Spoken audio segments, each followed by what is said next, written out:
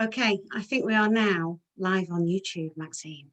Oh, exciting. It is very exciting. So we're gonna start if that's okay. Yeah, of course. Fantastic. Really Thanks excited so to be here. Yeah, well, thank you so much. This week, obviously on Monday, it was International Women's Day. So we have been having loads of different events all week to celebrate, because why should we just have one day? Let's make it a bit. So thank you so much for joining today. So as our attendees are joining us now, I would like to welcome you to Pink Link's week of International Women's Day events. And today we meet and chat with the amazing Maxine Laceby from Absolute Collagen. She is the founder and CEO. And I have to tell you, Maxine, I'm on it. Ah, good. I've got my security blanket with me. I carry it. Yay, I love it. Lizzie and I have both started. I definitely during lockdown feel like I need a pick me up. And I just think I need to take a little bit more care of myself. So I've been going on it. So do you want to tell our attendees today all about Absolute Collagen and how it started? Yeah, it's a crazy story, to be honest with you. And actually, if somebody told me this story, I'd be looking and thinking, is that true? So I have shall I say, good afternoon, ladies. Lovely to be here. I just said to these ladies here, I feel like I'm having an hour off with a cup of coffee, which is so nice. So yeah, it's a real treat for me. So yeah, I mean, I was a really, really happy stay-at-home mum from the age of 25, which is very young.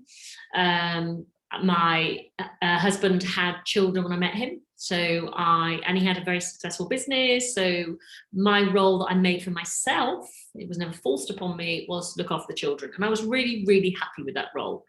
My mum fostered children. I think we had 28 all through the years in total. So I'm very used to children, and I just simply love children. So it was just easy, and I absolutely loved it. And then, yeah, so we had my eldest when I was 32, and then Margot came along 2.5 years later. And I was really happy doing what I was doing, you know. I have no business experience whatsoever, which is pretty amazing, actually, in itself. And I do feel like I'm probably unemployable because I have lack of experience. I'm ADHD, I'm dyslexic, and somebody who I work with in finance asked me recently if I thought I was dyscalculate, which I probably am, but that's fine. So, and because of my ADHD, I'm really super focused and a little bit crazy. So going to work for somebody else is probably not an option. So we like those traits here, though, at people. Yeah, very focused and a bit crazy. That's funny. So I got to 50, and Darcy, my eldest, was going to university. Margot, my youngest, was doing her A-levels. And I thought, oh my God, nobody needs me anymore. What can I do? And it was just the most amazing sense of, wow, I no longer have to wake up and say, which hat am I wearing today? And we know this as women, you know, the hat of mother, the hat of friend, the hat of wife, the hat of sister, daughter, whatever. And I never had to wear those hats. I felt I was in a stage of my life where I could just ditch all the hats and be me. And so I decided to embark on a fine art degree. So off I went to Wolverhampton University. And my first... At what age was that when you went to... I was 50. Okay. Yeah. And art's something I've always loved, actually, more than I ever know. And it always amazes me how absolutely passionate I am about art. I'm a female artist as well, actually. And in another life, maybe I would have been an artist. I'd like to think I could have been. And maybe it's in the future. Who knows, hey? So do you think that's your creative side maybe helps you? 100%, yeah. And emotional, because the art that I like is quite emotional. I mean, I love Tracy Emin, you know, I'm very emotive art. So yeah, it's definitely there. It's definitely something I can lose myself in quite quickly. And I love the whole process of going to university.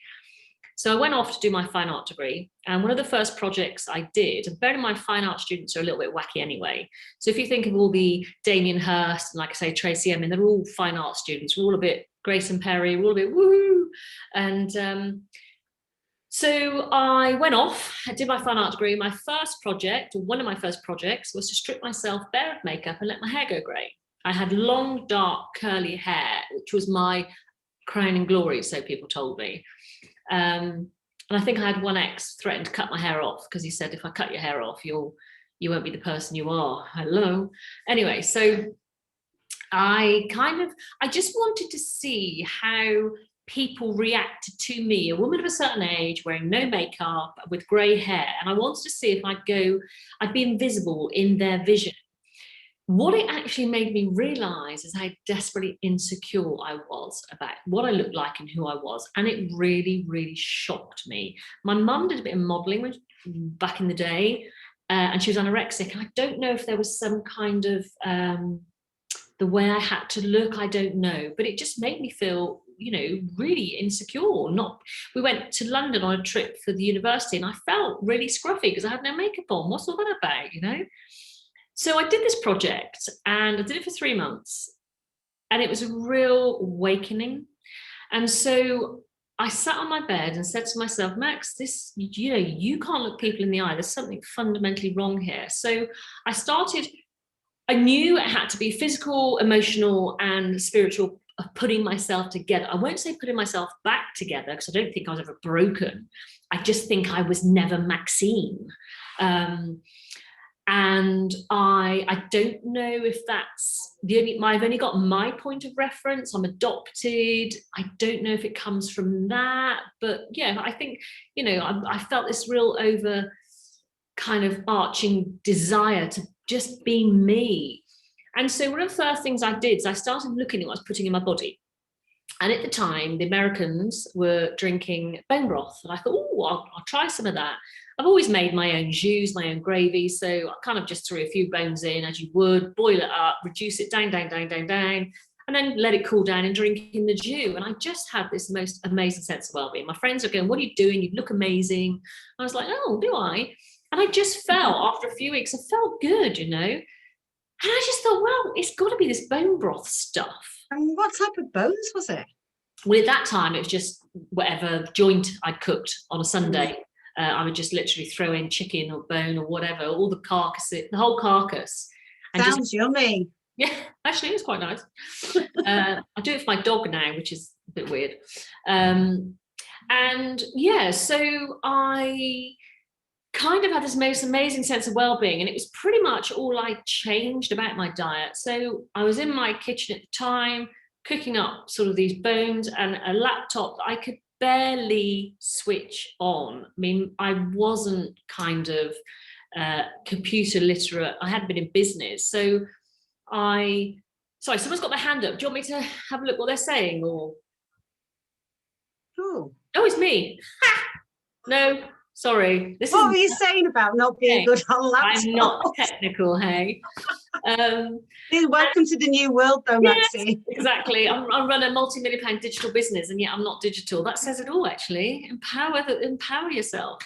And so I couldn't switch on a computer, and Google's a wonderful thing. And I started doing loads of research, and I soon kind of worked out that it was probably the collagen that was in the bone broth that was having this effect. And when I cooked my bone broth and I let it go cold overnight, it would get a jelly on top, and that wasn't fat, it was jelly. That was the collagen. I've seen that when my dad's cooked joints when I was a kid. That's it. Or if you let your gravy, the turkey, when you have it, the next day and stuff. Yeah. That's the collagen. And so I kind of was in my kitchen thinking, okay, my friends were asking for me to make some for them, and I kind of, okay, what is the best source of collagen I can get in my kitchen? It was pig's trotters and chicken feet. I know. And I started cooking up big vats, and my kids were like, what is she doing now? But being ADHD, they kind of used to be doing crazy things. And so, I was cooking up these big vats. I was reducing it down, dishing it out to my friends. They were banging down my door. And it kind of went from there. That is exactly how I started. So because it was the collagen, I kind of did a load more research, spoke to a number of governing bodies, hired professional consultants, and because I couldn't do this. What is the best collagen? And the best form of collagen that our body can break down is marine collagen, but it doesn't quite stop there, because there's so many different types of marine collagen. Ours is low density, which means you break it down more. It's got the fish is not fed any antibodies, it's not fed any hormones, so that they are not similar. And then I said to myself, what did I want from my product? I wanted the maximum of the best collagen that my body needed in a day, no more, because my body was just going to flush it out. And I wanted it ready mixed, because I knew if I had to add it to a drink or mix it up, I was never going to do it. It might last a week. And so ready mixed, easy for traveling, easy to take on the go. And very importantly, I did not want to pay a lot of money for it. I also wanted, the key star ingredient is the collagen. So I wanted it as minimum ingredient as possible. Once you start mixing in other ingredients into something you ingest, you run the risk of that other ingredient working against the star ingredient. So I wanted to keep it as clean as possible. So that's what I produced. And that's kind of how I started. So has it got fish? Is it based marine collagen? Yeah. No pig's trotters and all that anymore. No, it is, marine collagen is better skin. So, that's kind of why. And as I said, your body breaks it down far superior to any other form of collagen. So then came the problem of getting somebody to make it. So it's got the consistency of honey, because obviously it's got very little water in. And if you think of the Greek word for collagen is kolla, which means glue. So when you put a tiny bit of water into powder glue, it goes really, really thick. So nobody wanted to blend it. And I found a way, something I did to it, and I think this is very female, is that we are solution focused. We will always find a way, and we have to. We've got families, and so I found something that I did to it, and I told the manufacturer who'd been manufacturer for many, many years, what they should do. And that the rest is history. Here we are today. And is that like a little secret? Oh, yeah. So you came up with it, you got it a manufacturer, and then put it out to market. So, and you just said before, you didn't really know about laptops. I presume you didn't know much about social media, but I've got to tell you, I've joined your Absolute Collagen group, and all I ever see is your super fans and your influencers going on about it. How does that happen when you don't know a thing about any of that side of stuff?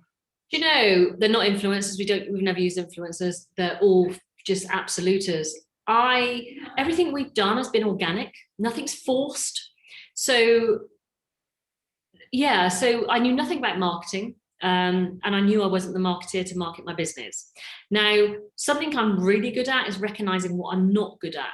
And a lot of women see that as a lack of confidence, or you don't know what you do. Actually, I think it's really clever to not to know what you're not good at. And I'm very good at not knowing what I'm not good at. I'm also very good at knowing what I'm good at.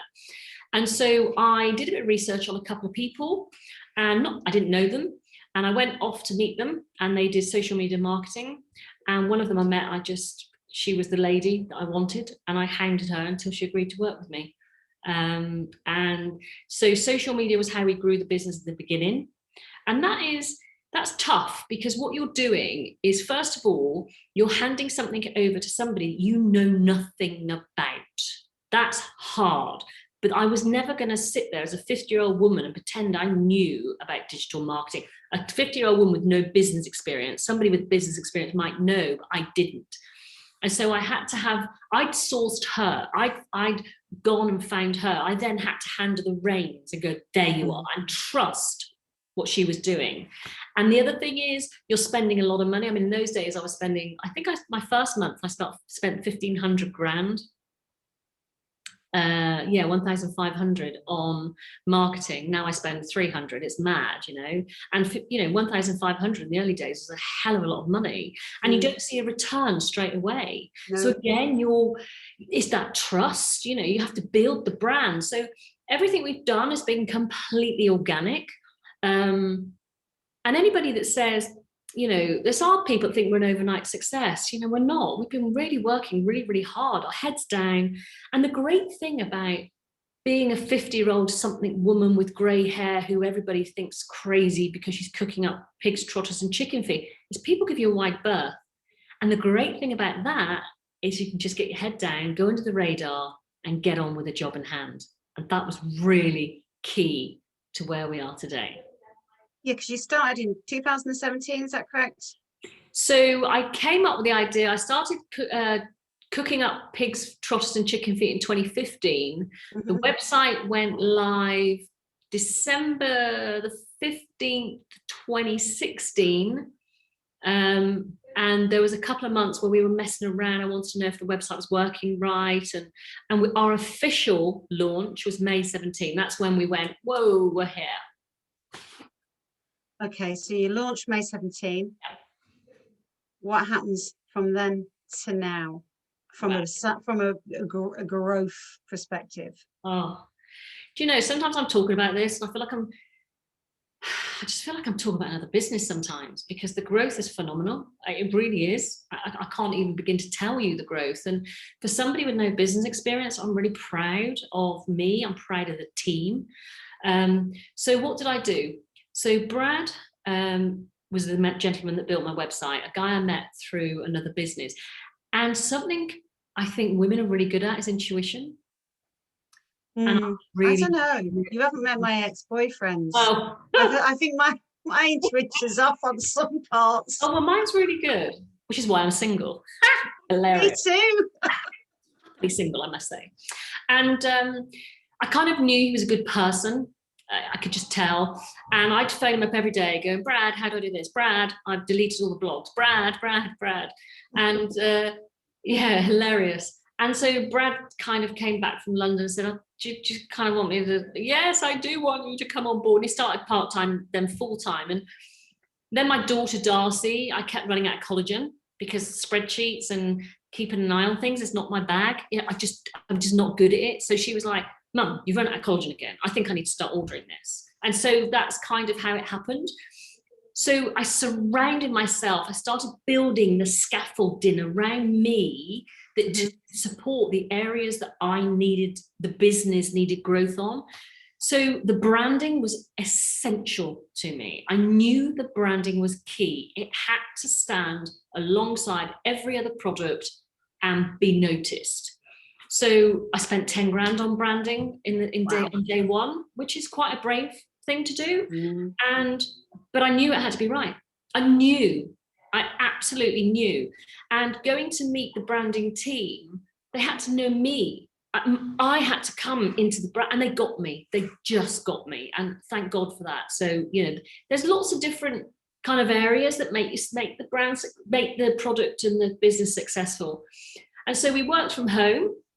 I was absolutely paramount that I'd kind of bought products online before myself and been ripped off quite a lot, signed up to a subscription I didn't even know I'd signed up to, couldn't get out of it, had messaged companies on social media or emailed them and nobody ever got back to me. And I was so fed up of that. So I made it my mission that nobody got unanswered.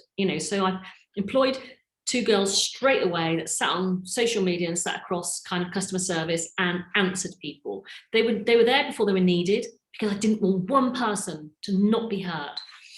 And so that was that. So we kind of just grew from that. And up to last year, we were 8 team members working from my home, shipping from my home. Was that 18, you said? 8 team members. 8. We're now 33. We're heading for a £17 million turnover this year.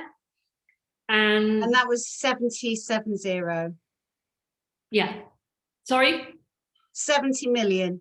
No, 17. Oh, I was going to say. Because I thought last time I looked at our bio info, it said 10. It's quite Frankie, what's she been doing in the last month? No, 17.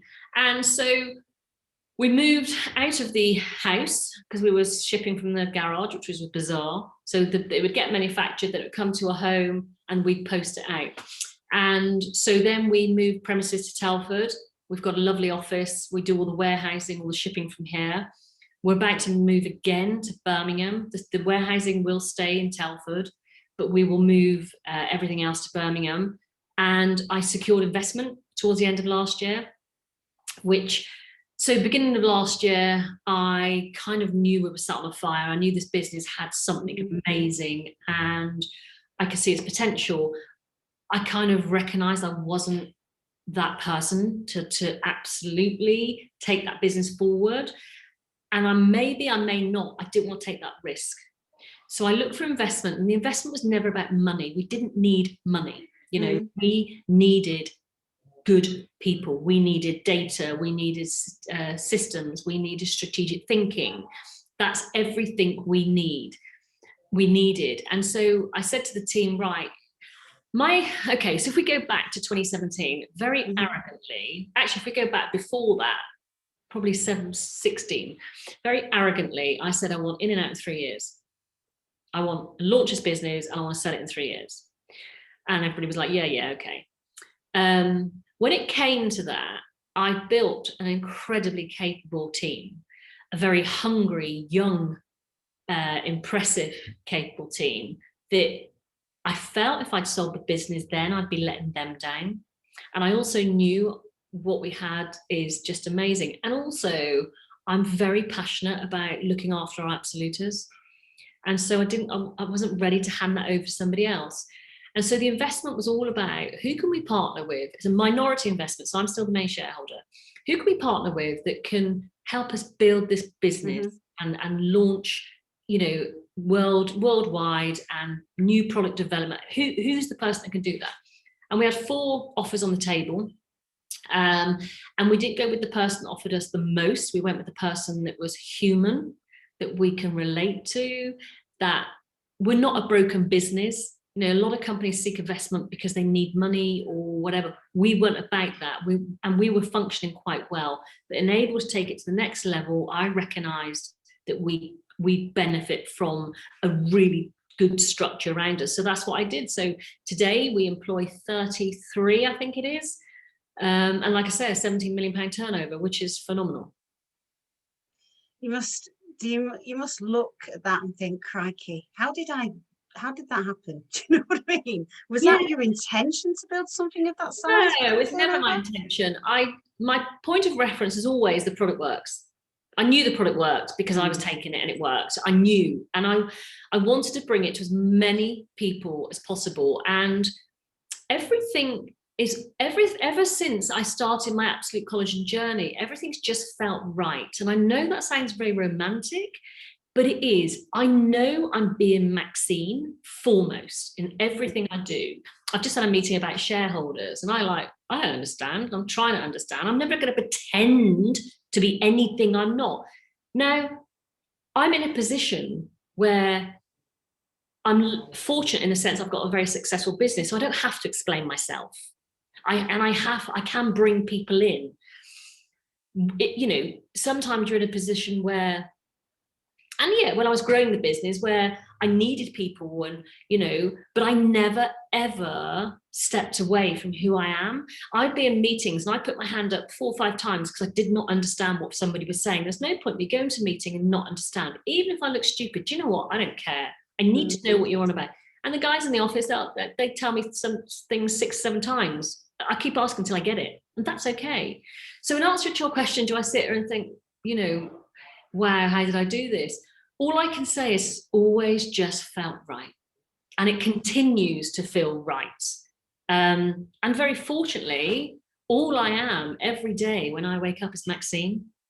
That's it. And, I think a lot of women, myself included, stand on the edge of something, looking over, can I take that step? And full of fear. Do you think, yes, that's normal.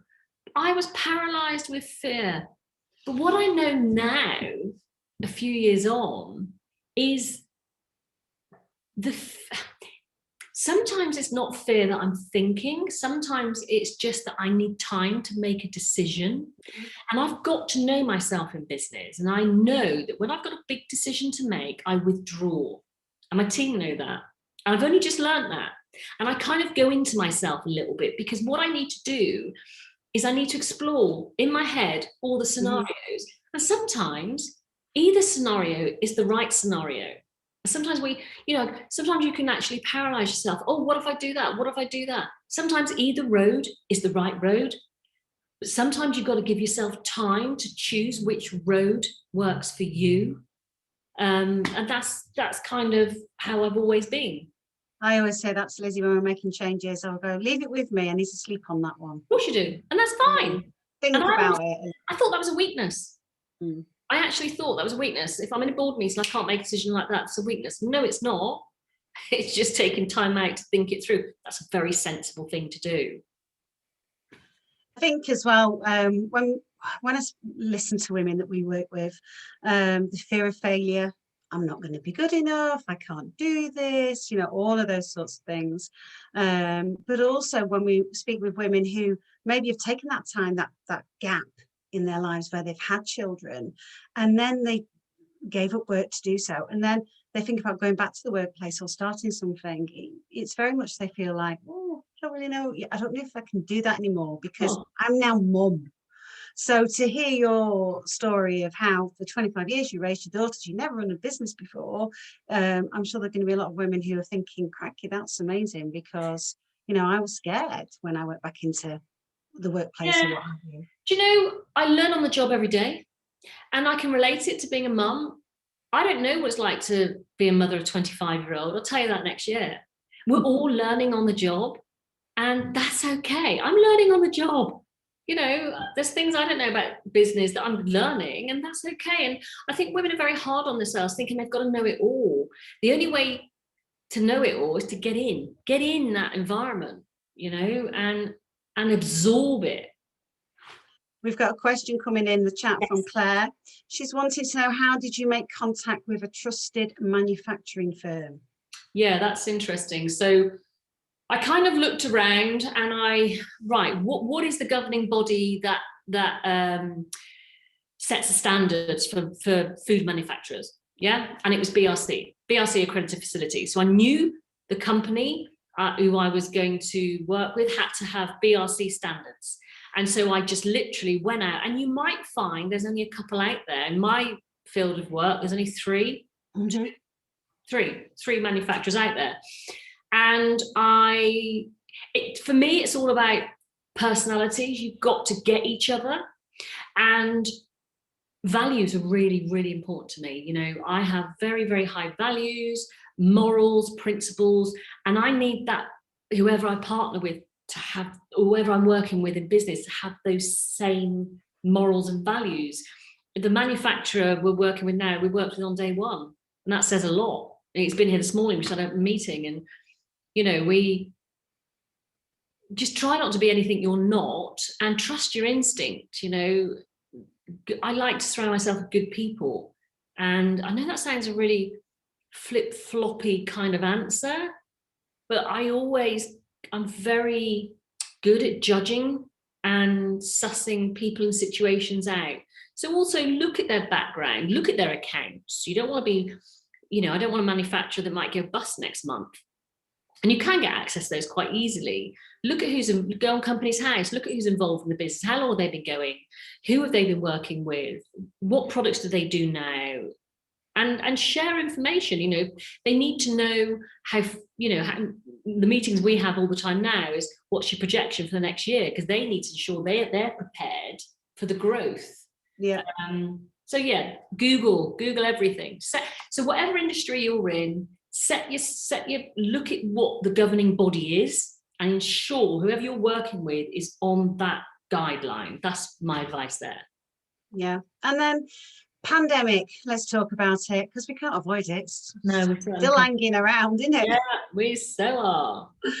Have you had to meet any challenges because of obviously what's going on right now with coronavirus? Yeah, obviously it's been challenging for all of us. So on a business point of view, has it made a difference? Yes, it has. But we're seeing the positive of that now. And I think any business that says they haven't had challenges, I really struggle with that. I think there's going to be challenges all round. I think my main challenge has been managing people. You know, I'm very, and this goes on to the bossing it, you know, the subject of this talk. So I wrote a blog recently about bossing it, and it's a term that's been adopted, and I like the term. However, sometimes I think it's taken wrong. So, and I think women tend to, and I've seen it, and I've probably done it myself in the early days, you know, feel that I had to be a bloke, anything other than myself, you know. And so when it comes to the pandemic, first of all, I'm very human-centered, I'm very person-centered. So when it comes to the team, I'm very, you know, we have these Zoom meetings. There's a couple of people that are in the office because they need to be, because they're warehouse, most people working from home, but I'm just always trying to connect with them. So I think anybody that's been successful in the pandemic is because of their EQ, their emotional intelligence. And I think I've got that. So, you know, I had a Zoom meeting a few weeks ago and everybody was on. I said, how you all doing? And they were like, yeah. I went, no. How you doing? You know, and then I have one-to-ones with them. First of all, I let them know that they are only human. What does that mean? It means they're not super. It means they get fears. It means they have their off days. It means they get things wrong. I've got loads of things wrong. Do you know what? It's okay. And being person-centered, what does that mean?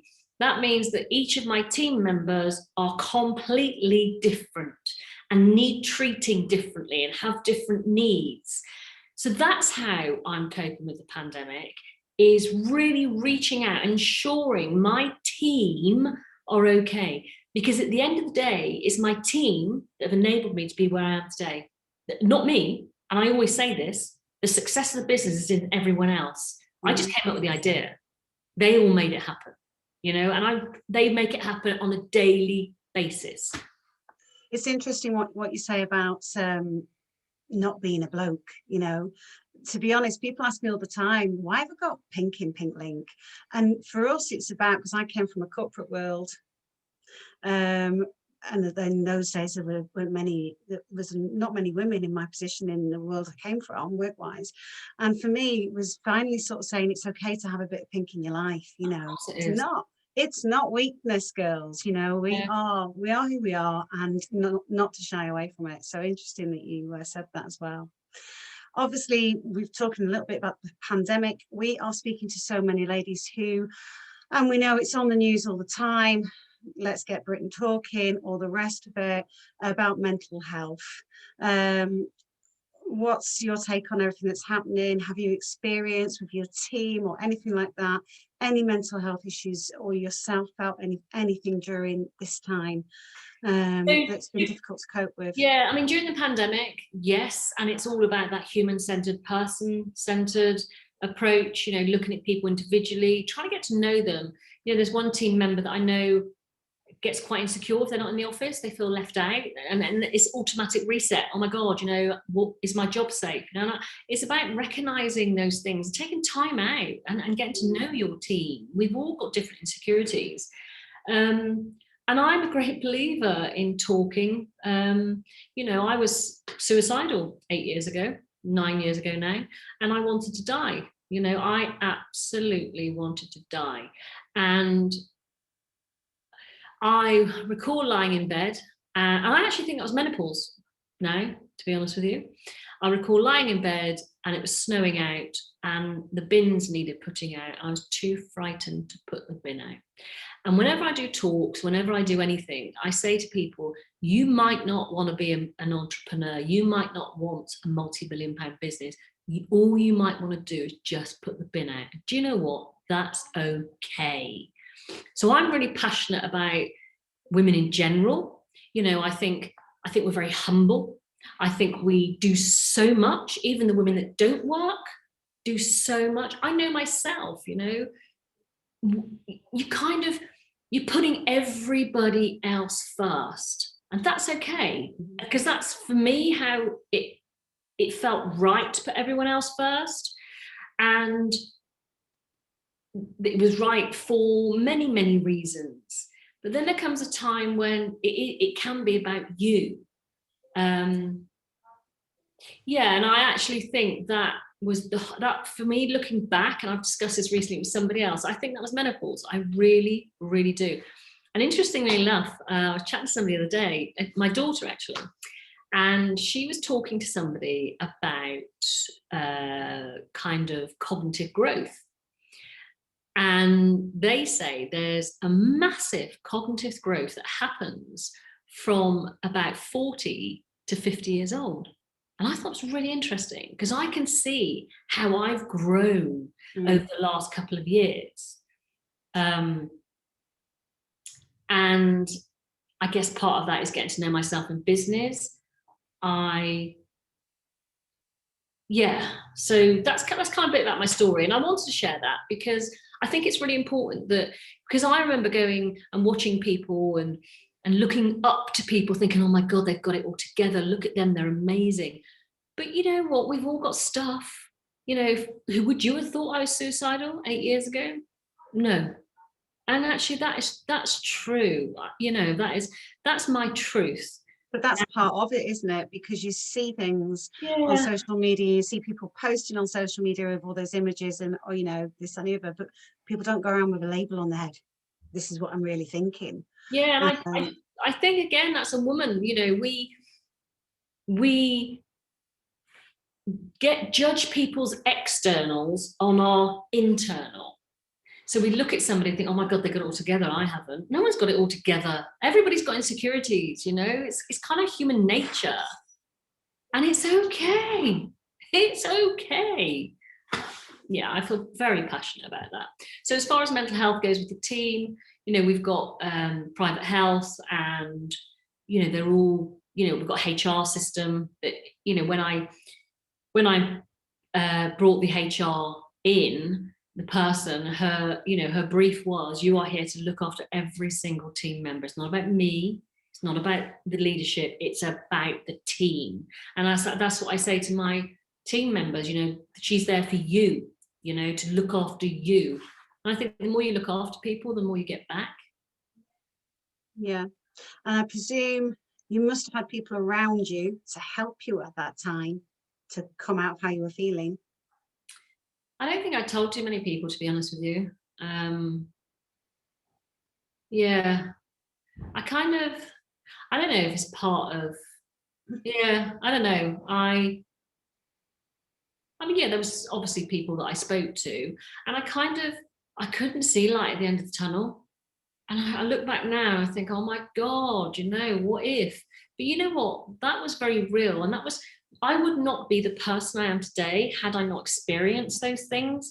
And, you know, I go back to my childhood. I had quite a tough childhood. My mum was an alcoholic and we were single, and my recollection of being, I don't know, 6, 7, 8, 9, 10 as being hungry, lonely and tired. I was left on my own constantly. But you know what? I wouldn't be the person I am today. I wouldn't be resilient. I wouldn't be solution focused. All those things. And so I think you need to look at what you're made of and take it forward.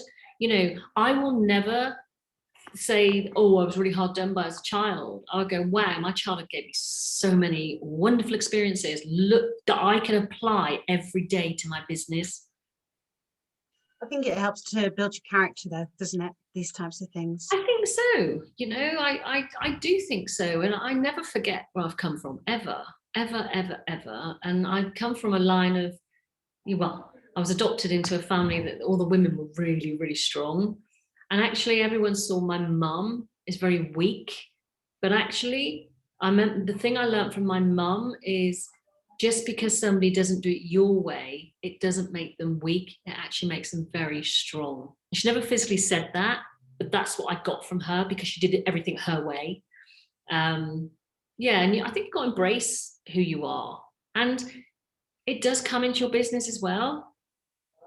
And I think the two are incredibly linked. Mm-hmm. You said before you're very passionate about women. I understand you were a contributor to the Alison Rose review. No, I wasn't a contributor. I I went to a couple of her You attended a couple of the events. yeah, and I remember going to the first one and thinking, oh my God, she's talking about me. Oh my God, because it was just amazing. And I just think it's an amazing piece of work. I do worry about men in business, and I've got to say that, because I think a lot has been done. And I think I personally wouldn't want to be a bloke in business right now. You know, I look at some of my team members and hey, they're brilliant, you know, and these young, you know, the young generation, they are just amazing. I see, you know, my daughter and her partner who work in the business together. They are just so equal, whether it's in business or out of business, in home. And I think that's amazing. But I do think that a lot has been done. I know it's got to swing one way to come back. And I think we need both sexes, you know, yin yang. You do need them both. You know, we're looking at team members here, leadership team, and you know, it said, oh, maybe we should employ another woman. I'm like, we'll employ the right person, male or female. Yeah, totally. Yeah. I think that's one of the findings from the review, was saying that having a balanced board had its benefits. Yes. But having somebody who knows their onions, you know, and is right for the position is the main thing, isn't it? It is. But you've obviously, you know, whenever I look at, you know, the new people coming in, I'm always looking at their culture.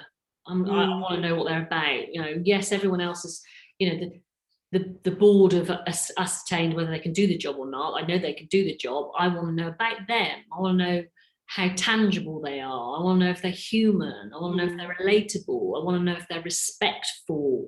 And something that I kind of came up with through the business was the power of sir. And what that means is, you know, it came from customer service. It was yes sir, no sir, 3 bags full sir. And what does that mean? Sir means safe, important and respected. Every absoluter deserves to feel safe, important and respected. That means we answer their messages. That means we supply them with the best products that have the best efficacy. That means we supply them with information that they to make a good decision. That means lots of things, you know, and it also rolls down to the team members. They need to feel safe, important and respected, and I need to feel safe, important and respected, because sometimes I treat myself quite badly, and I have to, you know, come on Max, you know, stop treating yourself like that. But yeah, I do think the balance is incredibly, it works. I guess it depends on your business, depends what you do, but it works for me. Yeah, because I think with International Women's Day, obviously that's why we've put these events on this week, and this year it's Choose to Challenge. And I think for me, it's just challenging those old cultures. You know, things have changed. We need to embrace them, and we need to have equality and balance, and have a fresh culture. We have a question in here for you from, let's have a look. We've got Rachel's asking a question. She's saying she's very interested to know how you managed to get that concept and thought in your head into the physical product. She's saying a lot of us have ideas that whirl around our heads, but we don't know how to take those very first steps. And I think as well, because you haven't had any previous experience in that. That's probably good. What was the first thing you did to try to find a solution? I just looked at, what would I want from this product? And that was when I decided I want it to be liquid, because liquid is absorbed better than powders and tablets. Powders and tablets often contain fillers and binders. I knew I didn't want that. I knew I wanted it liquid for lots of reasons. I knew I wanted it, and I kind of looked at I'm creating this for me. What did I want? I am the consumer. I am the original absoluter. You know, this is invented for me. And so that's what I did. I filled a brief that I didn't know was a brief at the time, that was based on what I wanted from the product. And then I just started looking around. I looked around what was out there. I looked around, as I said, at manufacturing and solutions. There's always solutions, always, you know, and as I said earlier, I'm very solution focused. Okay, we've got another question coming in. Lisa, she's saying, hi Maxine, do you think age is a factor when starting a business now for women, and do you think people prejudiced against your age? Because that's really what I've had it when I was younger. You know, they don't take it seriously. How is it? How have you found that being older? Yeah, it's interesting, isn't it? I know I was saying earlier, when I used to go to London to meet people, to kind of put myself out there in the early days, this is what I'm doing. I don't think anyone took me seriously. One, because of what I was cooking up. Secondly, because of my age. So I'd walk into a room with 6 very beautiful young women. No one was going to take any notice of me. And that's kind of how it was, but that's in the early days. And maybe that was more about my insecurity than anyone else's, to be honest with you. No, I don't think it's a problem whatsoever. Absolutely not. In fact, I think it's quite empowering. I really do, in a really nice way. I don't mean that in a strict empowering way, but I think it's empowering because you get to an age when you just are so comfortable with yourself, and that oozes, and I think that oozes in the business and it oozes into the product, and your consumers will pick up on that. They really will. So no, I don't think it's a problem whatsoever. We're going to bring in some of our ladies who are attendees today so that we can capture a picture with you, Maxine, for our choose. This year it's choose to challenge. This is the symbol that everybody's doing, so we can capture a picture, but also give the opportunity for them to ask any more questions, pose any more questions for you. So I think our lovely Lizzie is going to bring in some of our attendees, and I've got to say, while she's doing that, now branding part of it, very clever, because it's yellow, it's like bee in a way. It's like the honey thing. Yeah, and you're always told never to use yellow in marketing, but it stands out. Very interesting. Yeah, it just feels right. We've got 2 new flavors out now. I haven't got any here, but I've seen them advertised, because now I've got one. It's all I see on my Facebook. Yeah, you'll get hounded by Facebook now. Is it the orange and the strawberry or something? So we've got mango mandarin and raspberry, 2 different flavors. So yeah, that's brilliant. And do you know what? Competition's good. People say to me about competition. I love competition, because the reason competition is good is because it's good for the end user. The end user, the consumer, needs competition to ensure that every product they're using is the best. And I think as well, competition is great because it keeps you on your toes. It keeps you innovating, thinking, creating, moving forward. Definitely. Ladies, you're joining us live with Maxine. Has anybody got a question they'd like to pose?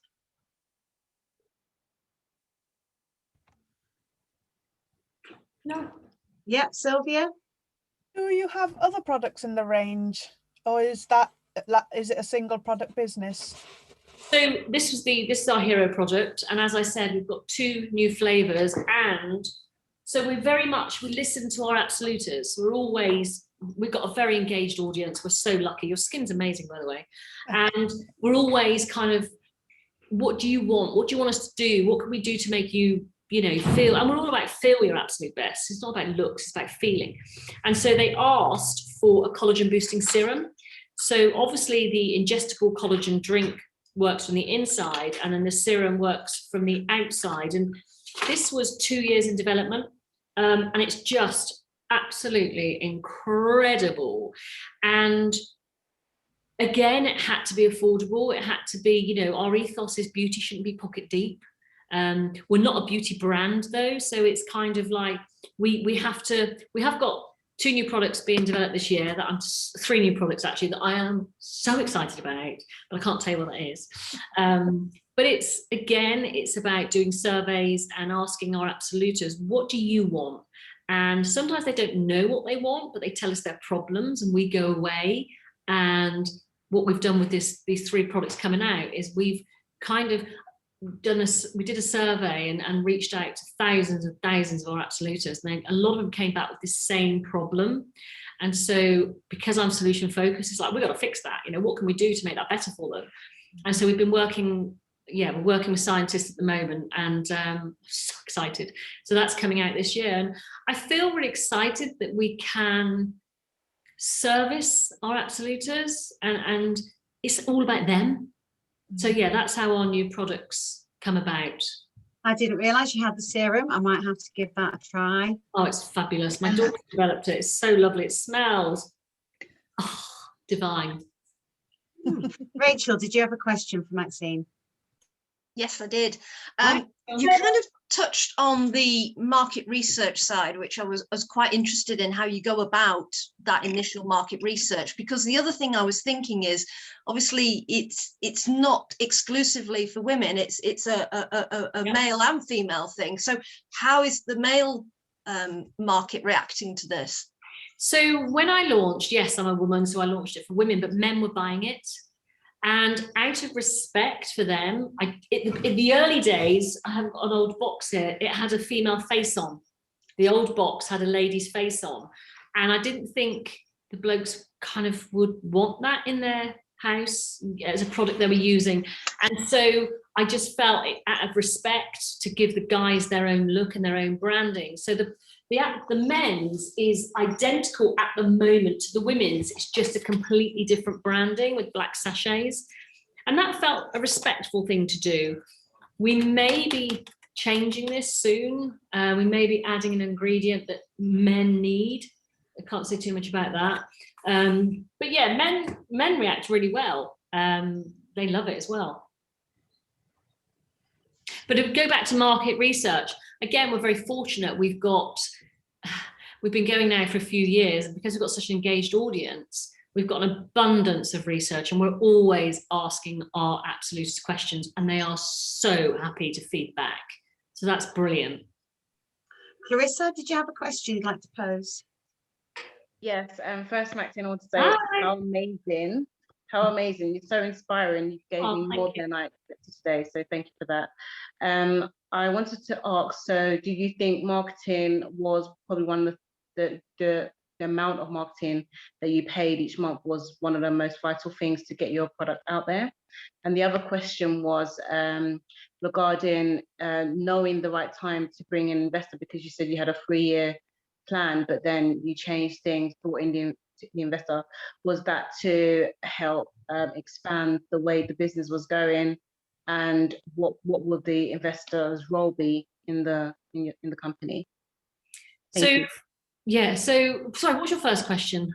The first question was really because how much do you really know to put into the marketing? Okay, yeah, I didn't. If I'm totally honest, I didn't. I knew what I could afford, and that. So as I said earlier, I went and found somebody that I thought was good, and I knew she had a lot of experience. So I asked her what she thought I should be spending, and she was very considerate, to be honest with you. Because if you go to a big marketing company, they're going to tell you, if you go with an open checkbook, it's scary. So I'd say go with what you're comfortable with, go with what the business you can do. And there's no way I could have spent 300 grand on day one. I wouldn't be here now. Not just because I couldn't afford it, but more importantly, the infrastructure couldn't have coped with it. So it's about growing little. And in fact, what I did do is every now and again, we go through a growth period, and then I'd say to her, stop marketing, just do about brand, stop acquiring new customers. We need to ensure all our systems are working, and then we'd go off again. Because my point of reference is I never want a client to get let down. And so that's kind of how I did that. And as far as the investor goes, it was just felt the right time. You know, I knew if these guys didn't want to sell out, and ultimately if I wanted to sell out, I would have done. I wasn't ready. I was enjoying it. You know, I'm having such great fun. Well, would I want to give this up? And I knew instinctively that I probably wasn't the right person to manage a 200 million pound business or whatever it's going to be.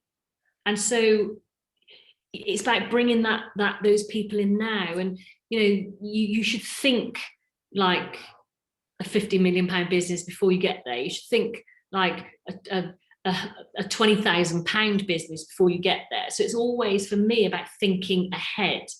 And I enjoyed that process too, to be honest with you. And it wasn't frightening, it wasn't daunting. As long as you partner with the right people, then it's good. Thank you. We've got a few ladies who are with us that haven't got the cameras on. I think we'd love to get a group shot for International Women's Day. If those ladies who are with us who'd like to be in the photo would like to just take the cameras off so that we can get a group shot. Very conscious of Maxine's time. I'm fine. There we go. Okay, great stuff. Lizzie, would you like to do a pickie for us, please? Ladies, if I could ask you just to do the hands up, and I'll do a count of 3 and your biggest smiles, please. So 1, 2, 3. Perfect. Thank you. Thank you. Thank you, Lizzie. Thank you, ladies. Has anybody else got any final questions that they'd like to pose to Maxine? We've all gone very shy. Do you know what I think I'd just like to say is, I am no one special. You know, I'm just little old me doing my thing, and you can do it. If I can do it, anyone can do it. And I hear people say that, and I think, yeah, but it's true. You know, I have no experience. I've just gone, and everything I have learned from being a woman and a mum, I apply to the boardroom. And that can be kind of walking into, you know, as a mum or a woman or whatever, you walk into a room and you've got to scan. How's everybody feeling? How is everybody? You know, what is there anything going on here? And that's an instinct that we have. And I apply that to my business. I'm able to walk in and I can just, how's everybody doing, you know? And it's not that difficult. You know, it really isn't. It's hard work, as we all know. But I don't think it's hugely difficult if your values and principles are in the right order. That's what I would say. Fabulous. Thank you so much, Maxine. It's been tremendously inspiring to hear all about your business story today. Ladies, if we can give Maxine a round of applause. Woohoo! Thank you. Thank you. Thank you And so much. obviously, if you want to know more, how do they find out about, where can they go and find your product, Absolute Collagen, Maxine? Just put Absolute Collagen into Google and we'll come up. I'm on LinkedIn, although I don't really like LinkedIn, I'm afraid, but you'll find me,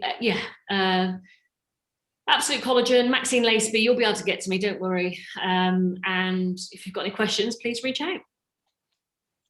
Thank you. And Thank you good so luck, much. ladies. You're amazing. We are amazing. Let's never forget that. We are amazing.